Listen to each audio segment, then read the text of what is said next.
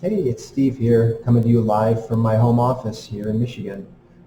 So I wanted to talk through activity 11-1 with you briefly. 11-1 involves two different forms. We want to do some simulation by hand and also some simulation by computer. So I'm going to split this activity into two steps. And the work we do in this video will be just involving simulation by hand. Okay. So if you remember from the previous video, we talked about just the basic idea of probability.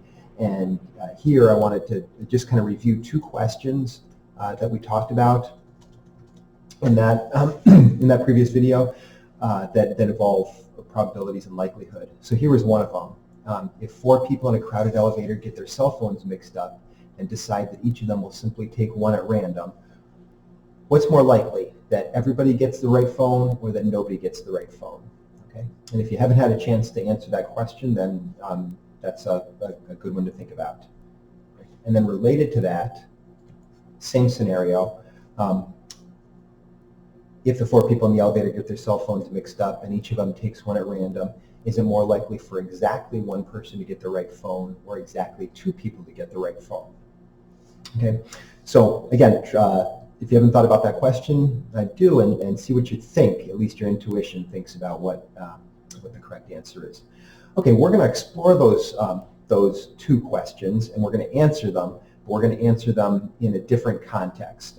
And activity 11-1 changes the context from cell phones to random babies. And so that's the problem we're going to work on. Okay, and if you remember, there are two different ways that we think about probability, right? Probability is the long-run proportion of times that an event occurs. That's the probability that the event occurs. Okay. One way is simulation, and one way is by calculating theoretical probabilities. In activity 11-1, we're doing simulation. Okay, we're doing things really hands-on here. Okay, all right. So here's the scenario. All right, reading from the book. It says, suppose that on one night at a certain hospital, four mothers named Johnson, Miller, Smith, and Williams give birth to baby boys. Each mother gives her child a first name alliterative to his last name. So there's Jerry Johnson, there's Marvin Miller, there's Sam Smith, and there's Willie Williams. And then, as a sick joke, the hospital staff decides to return babies to their mothers completely at random. Okay, and they do apologize for the absurd and objectionable context. Right? But here's what the problem asks. Okay, the problem asks for several questions about how likely certain scenarios involving the random babies are to occur. So there's a whole host of questions you can ask, right? So, like you can ask, what's the probability that none of the mothers get the right baby? Right? What's the probability that exactly one of the mothers gets the right baby? Or exactly two of the mothers, or exactly three of the mothers, or all the mothers get the right baby? What's the probability that at least one of the mothers got the right baby? Okay. What's most likely in terms of the number of correct matches of babies to mothers? 0, 1, 2, 3, or 4. And on average, what can we expect as far as the number of matches? Okay, those are all great questions, and those are all questions that we can answer. And here we're going to answer it by doing some simulation. Okay, so yeah. All right, so I'm going to switch over and do some hand simulation. I'm going to switch cameras here. Sorry. Okay, so we have our three families. We have the Johnsons, we have the Millers, we have the Smiths, and we have the Williams. Okay, and then we've got the random babies. Okay, and so I'm going to randomly shuffle my names and lay them out. Okay, so there's Willie, Jerry, Marvin, Sam. Okay, so in my random baby simulation, I had no matches, right? Okay, so I'm actually going to keep track of that. Okay, so that was my first trial. And on my first trial, I had no matches. Okay? Now I'm going to do this 4 more times. I'm going to shuffle these up. And I'm going to lay them out. Marvin Johnson, Sam Miller, Jerry Smith, and Willie Williams. Okay? And this time you can see Willie Williams was a match. So the Williams family got the right baby back. So in trial number 2, I got one match. Okay? All right, I'm going to do it 3 more times. Oh, now I goofed up.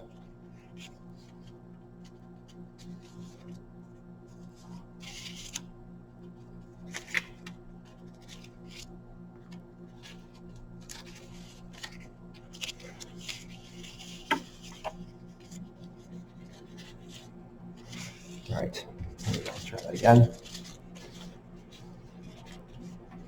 Okay, Willie Johnson, Sam Miller, Jerry Smith, Marvin Williams. Okay, again, trial 3, no matches. All right.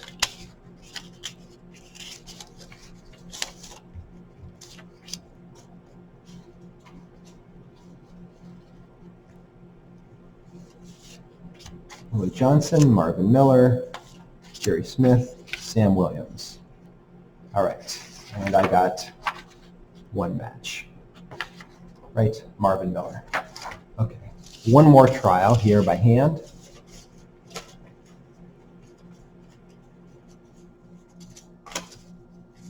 Okay, I got Sam Johnson, Jerry Miller, Marvin Smith, and Willie Williams. I got one match. Okay, so that's doing it by hand. All right, and now I'm going to do a little bit of recording here. Okay, so I'm going to build a frequency table. All right, so number of matches 0, 1, 2, 3, or 4. Okay, I did 5 trials so far. So far I've done 5. I had 0 matches twice. I had 1 match 3 times. Okay? Yeah. In fact, I'm not going to do it like that. I'm going to do it as tally marks because I'm going to do some more. Okay. Now you want to do this. All right. You want to do this same process and try it. Try it at least 25 times. Okay. Now you don't have to actually write out names, right? Numbers work just as well.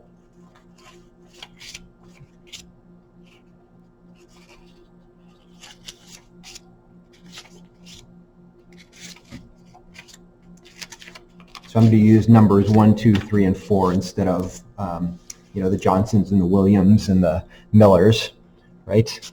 Okay.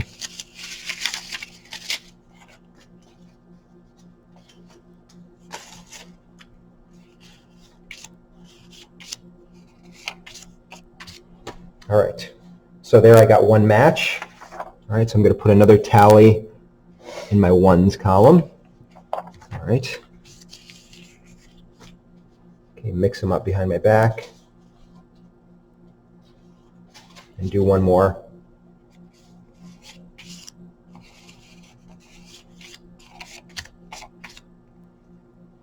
Okay, 4, 1, 3, 2. One match again. All right. So in my trials, I got a lot of 1s. I didn't get any 2s, 3s, or 4s, and a couple of 0 matches. Okay, so what I want you to do, if you haven't done it already, is do that at least 25 times. So get yourself a good set of trials, okay?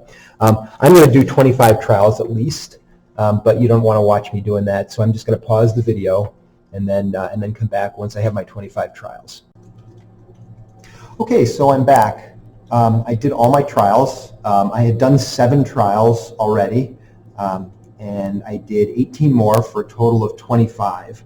Okay, and when I did that, I got a whole lot more 0s. Okay, a lot of times I got no matches. I had 2 more trials where I got 1 match, and then I actually got 7 trials where I had 2 matches. Kind of interesting. Okay, I didn't get any with 3 or with 4.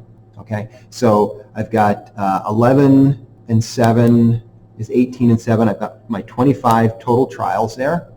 Okay, and then remember that when we're thinking about probability as a long-run average, or a long-run proportion, I should say, I can calculate proportions, right? So 11 out of my 25 trials had no matches. 7 out of my 25 trials had 1 match, and 7 out of my 25 trials had 2 matches. And I had none and none. Okay? So if we're thinking probability, right, 11 out of 25 is 0.44, or 44%. 7 out of 25 is 0.28. Okay? So in our experience,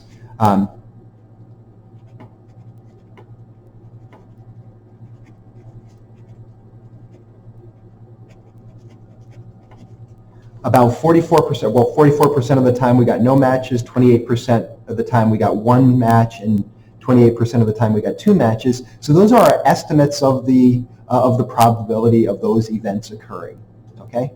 Now, those are not the theoretical exact probabilities, and those are likely not even particularly good estimates, because our total was the total number of trials was pretty small. Okay, so in the next video we'll step it up and we'll do some computer simulation. Okay.